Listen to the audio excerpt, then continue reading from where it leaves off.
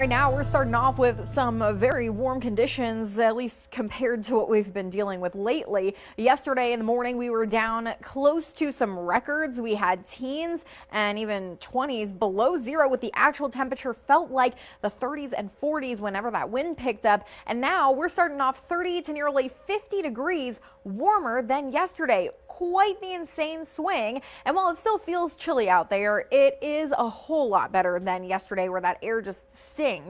Temperatures are starting off now in the 20 to even 30 degree range. 20 Cedar Rapids, 22 Iowa City, 27 Waterloo and New Hampton. What's going on is we do have a cold front that is approaching the area. So the winds are coming in out of the south and west for a lot of us, pulling in some of that warmer air. You can see the winds taking a turn more out of the north and west in northern Iowa. So it's a bit warmer up that way because they've been kind of getting that push of warm air right ahead of the front. But as that cold front comes through, the winds will start to turn out of the north and cooler air will start to come in from north to south, especially this afternoon and this evening. This front will have some clouds with it through the day and also may bring some areas of some flurries or some light snow. Most of that's probably going to be happening east of the Mississippi, but it's possible that we could see some flurries around here. We're definitely going to have some clouds passing on by. Temperatures going to be climbing up to around 30 degrees, especially in the south. Up in the north, temperatures will be falling through the 20s during the day today, and then we all really start to take a dive as we head into tonight.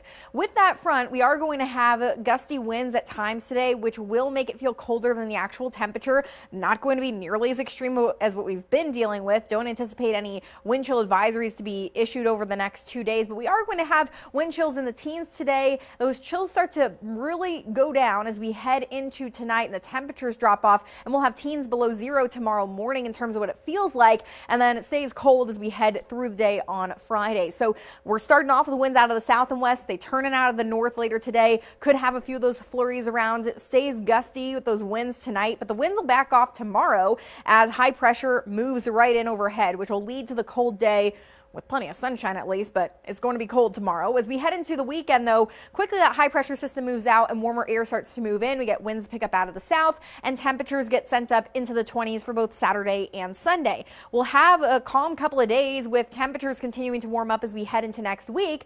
We'll then have to turn our attention to the south and west, where a storm system will be forming. There's still a ton of uncertainty with it, but we are going to be keeping an eye on it coming into the area during the Wednesday-Thursday time frame, when snow will be possible in some parts of the upper Midwest. That does include eastern Iowa, but there's still a ton of question marks this far out. We know there's probably going to be a storm in the Midwest. We do not know the storm track right now, and therefore we do not know what type of precipitation we'll be seeing. There could be some rain, snow, or something in between. It's all going to be dependent on exactly how strong that storm is and where it goes. And we have a ton of time before we get there. And before then, we don't have any really precipitation to talk about outside of a few flurries today. Temperatures, though, will be doing their up and down thing. Around 30 today, 10 tomorrow, some sub-zero temperatures the next 2 nights. We warm up for the weekend, actually get above freezing early next week, and then our eyes will turn to Wednesday, Thursday for that next chance of some wintry precipitation.